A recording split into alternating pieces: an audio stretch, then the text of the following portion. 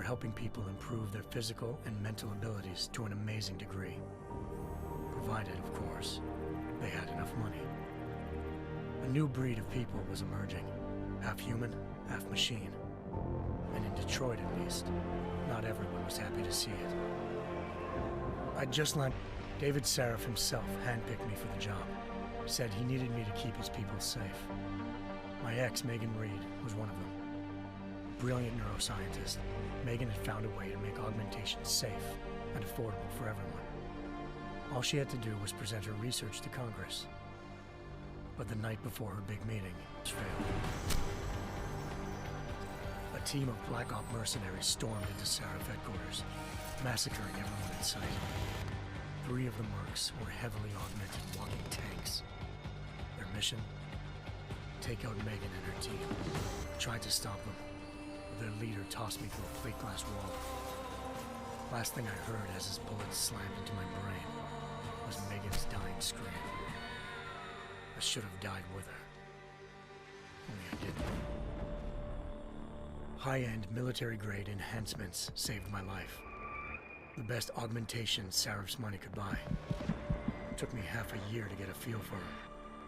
Should have taken longer. But 6 months into my recovery, Sarif Industries was attacked again. This time, by a radical group that had fanatically opposed to human augmentation. They claimed to be a non-profit organization that wanted the UN to limit biotechnology research. The thugs broke into Sarif's factory and found machine. Sarif sent me to retrieve it. And when I did, I found one of the so-called purists next to it, implants, trying to download its classified specs. Obviously, something more was going on. The Og killed himself before I could question him. Sarif ordered me to dig deeper, so with the help of Frank Pritchard, Sarif's head of cybersecurity, I did. Turns out I'd been controlling the Og's actions from somewhere off-site. Pritchard and I tracked his FEMA internment. The Black Op mercenaries were there. The same mercs who'd left me for dead 6 months before. Figured they'd try again when they saw me.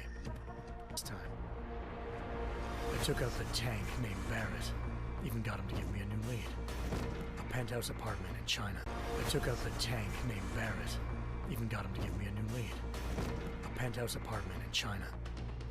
Of course, we both knew it would be a trap in the end.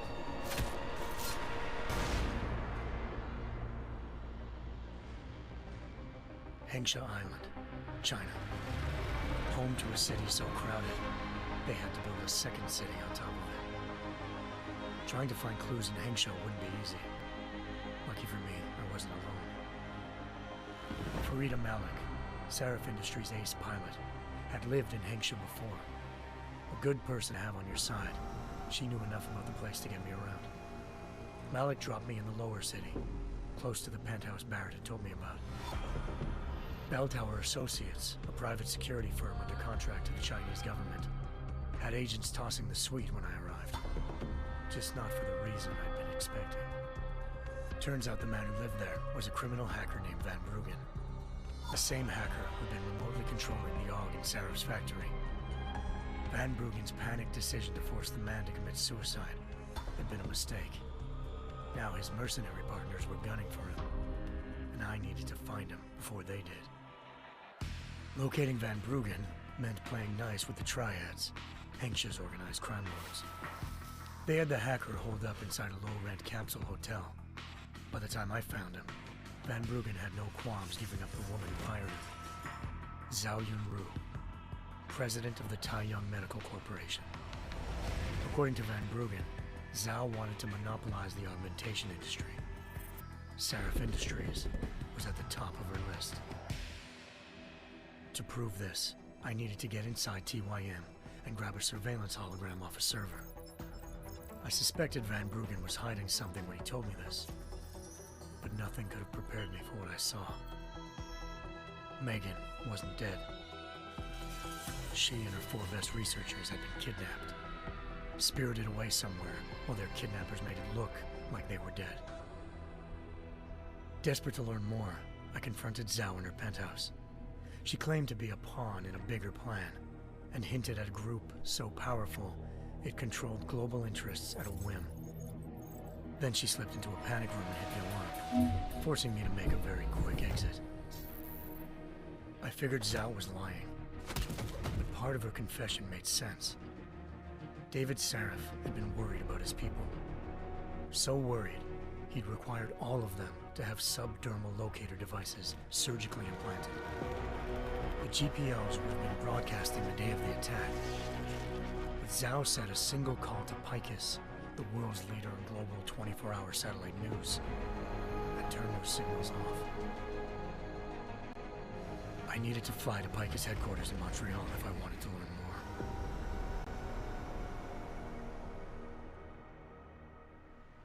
Eliza Cassan, Picus Communications' First Lady of News.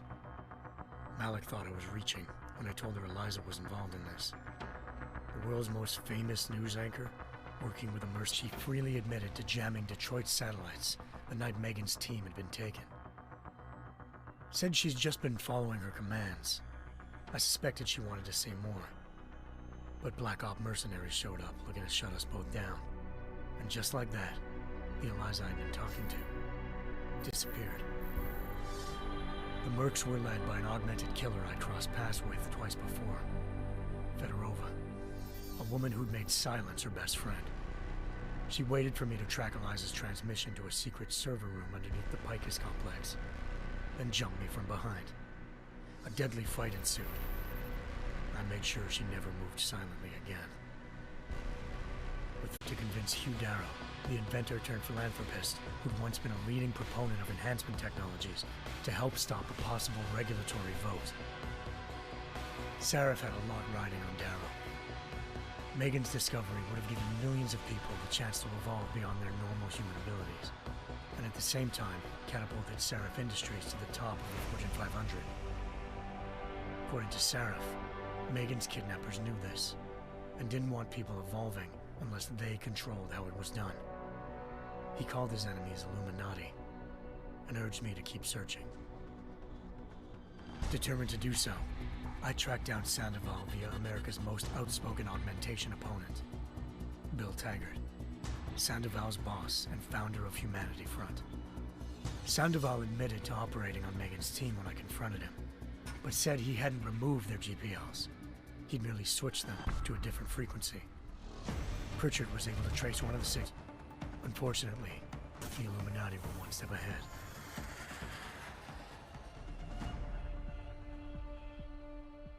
Ambushed. Shot out of the sky by Bell Tower Associates, seconds after entering Hengsha's airspace. Malik's piloting skills saved me.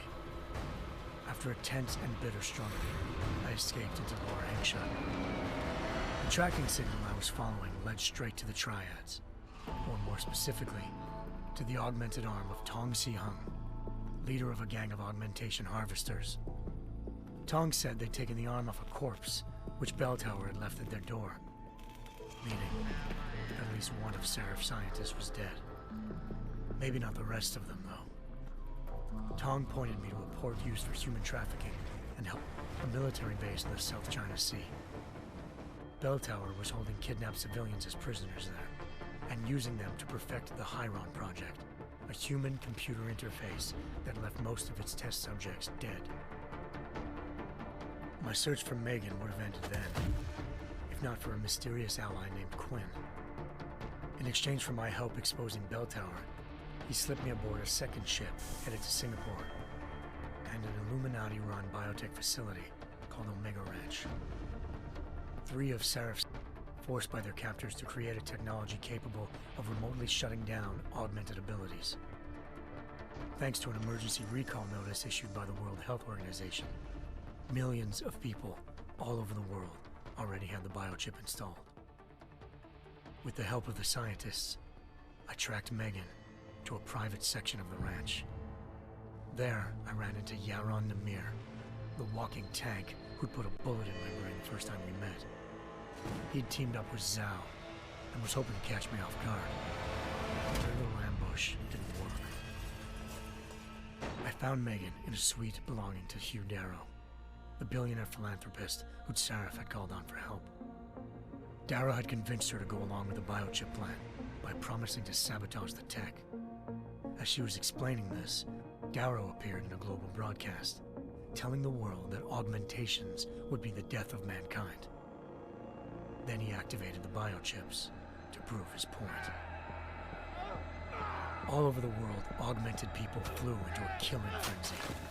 Darrow had betrayed everyone, and it was up to me to set things right. To do it, I had to reach Panchaea, a massive installation in the Arctic Ocean, as at firsthand. By the time I shut down Darrow's broadcast, I knew the damage he'd done. Still, humanity's future remained unclear. How would the world react to this sabotage? Would people ever regain their faith in augmentations again? What would be the Illuminati's next move? Only time will give us the answers.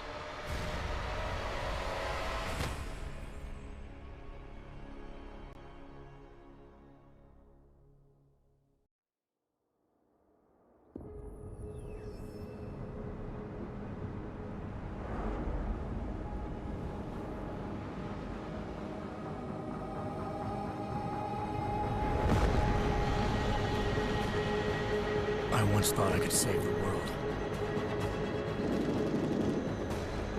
Now look at it.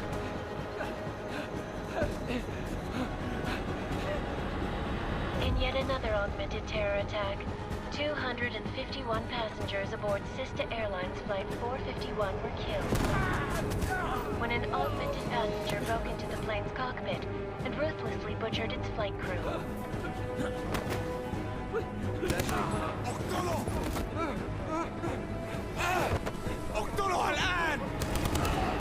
Details recovered from the black box recorder suggest that the man may have been suffering flashbacks to the AUG incident. That horrible day 2 years ago when augmented people all over the world flew into a psychotic killing spree, causing the greatest loss of life in recent history. Sometimes, you just have to let go. And embrace what you've become. Not gonna go all wonky on us now, Hansa, are ya? Well, if I do, McCready, I guarantee you'll never see it coming. Agent J... Am I gonna have a problem with you? No, sir. No reason to assume you would. Good. Because you are the only augmented operative on this team, and I intend to make good use of you. All of you. We got a sandstorm barreling down our arse and we can't afford to make mistakes. We're going after this man, an arms dealer named Shepard. He's ex-Bell Tower, one of the Special Forces commanders who disappeared during the incident. And he's come out of hiding. That cannot be good. It's not. He's selling weapons and military-grade augments to terrorists. This is Aran Singh, the undercover agent who lured Shepard out of his hole. Best you see Interpol's got. For 3 years he's worked hard to get in tight with the Jinn, an Iraqi smuggling cartel that's infected the Eastern Hemisphere like a plague. Last week, our arms dealer sent a message to the Jinn, offering to sell them a shitload of black market merchandise dirt cheap. They told Singh to handle the buy.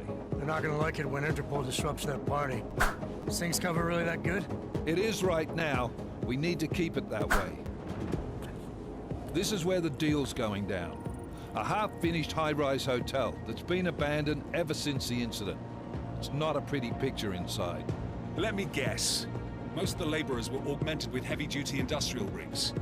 So when the incident hit, and they all went schizo, things got gruesome real fast. And no one, except for some homeless junkies, have been inside the place ever since. He's meeting Shepard on the ground floor, inside the hotel's main atrium.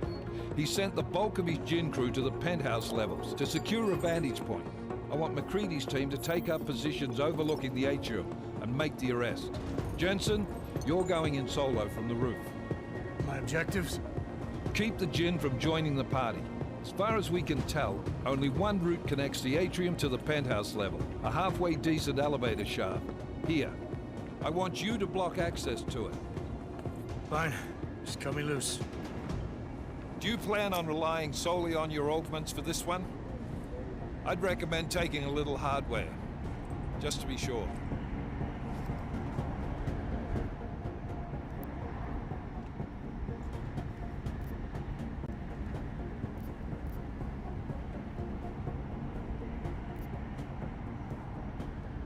We've got a UC in there. Might be easier to maintain his cover if he's not the only one still breathing when this is done. Smart thinking. Yeah, but if anything does happen to him, you'll be telling his wife.